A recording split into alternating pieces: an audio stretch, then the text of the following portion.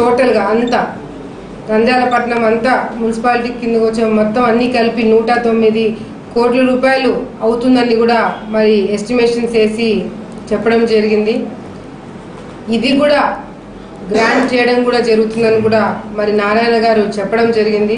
మరి ఇంత పెద్దగా స్థాయిలో మనకి ఫండ్స్ వచ్చినప్పుడు ఏ విధంగా నంద్యాలపట్నం డెవలప్ అవుతుందో ఒకసారి మనం ఆలోచించుకోవాలి.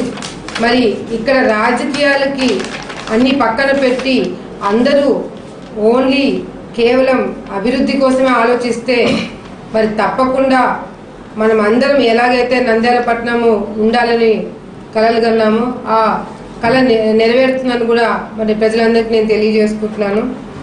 మరి మీరందరికీ తెలిసిందే భూమా నాగిరెడ్డి గారు గతంలో పెన్షన్ల కోసం ఎంత పోరాటాలు చేశారో.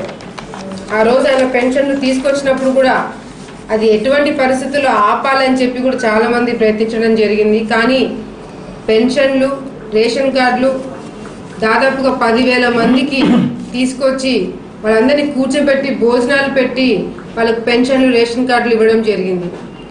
మరి ఇంకా ఎవరికైతే ఇంకా పెన్షన్లు రాలేదో రేషన్ కార్డుల సమస్యలు ఉన్నాయో వాళ్ళందరికి కూడా పెన్షన్లు రేషన్ కార్డులు ఇవ్వమని చెప్పి నారాయణ గారు చెప్పడం జరిగింది. కాబట్టి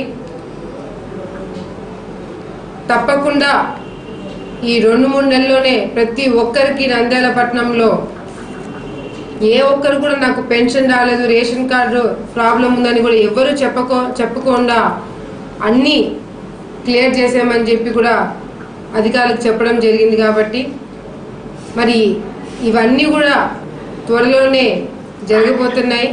మరి నారాయణ గారు వచ్చి చెప్పి వెళ్ళిపోయిన తర్వాత ముఖ్యమంత్రి గారు వెళ్ళిపోయిన తర్వాత ఎక్కడికక్కడ పనులు ఆగిపోకుండా నేను కూడా ఇంట్రెస్ట్ తీసుకొని ఎప్పటికప్పుడు ఫాలోఅప్ చేసుకొని అధికారులతో మాట్లాడి మీటింగ్లు పెట్టుకొని దీన్ని ఫాలోఅప్ కూడా చేసుకోవడం జరుగుతుంది.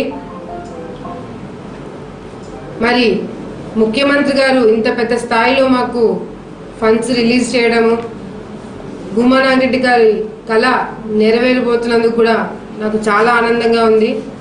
మరి ఈ 1వ తారీఖు మే 1వ తారీఖు ముఖ్యమంత్రి గారు వస్తున్నారు. కాబట్టి నేను ప్రజలందరినీ కోరుకుంటున్నాను, దయచేసి అందరూ ఈ కార్యక్రమంకి వచ్చి ఈ కార్యక్రమాన్ని విజయవంతం చేయాలని కోరుకుంటున్నాను. మరి భూమా నాగిరెడ్డి గారి ఆశయం నెరవేరుతుంది. కాబట్టి అటు మాకు సంబంధించిన ప్రతి ఒక్క సర్పంచ్ అందరూ సర్పంచ్లు కానీ కౌన్సిలర్లు కానీ ఎంపీటీసీలు జెడ్పీటీసీలు ప్రజలు ప్రతి ఒక్కరు కూడా వచ్చి పాల్గొనాలని కోరుకుంటూ మరి ముఖ్యమంత్రి గారు వస్తున్నారు. కాబట్టి ఆయన వచ్చిన ప్రతిసారి భారీ స్థాయిలో నిధులు ఇవ్వడం జరుగుతుంది. తప్పకుండా ఈసారి కూడా ఇవి కాకుండా కూడా ఏమైనా సమస్యలు ఉన్నా కూడా మరి చెప్తే అన్ని విధాలుగా ఆయన సహాయం చేస్తారని కూడా నేను నమ్ముతున్నాను. సరే, ఓకే మేడం. ఇప్పుడు టౌన్కు సంబంధించి మంత్రి గారు వచ్చి చెప్పారు.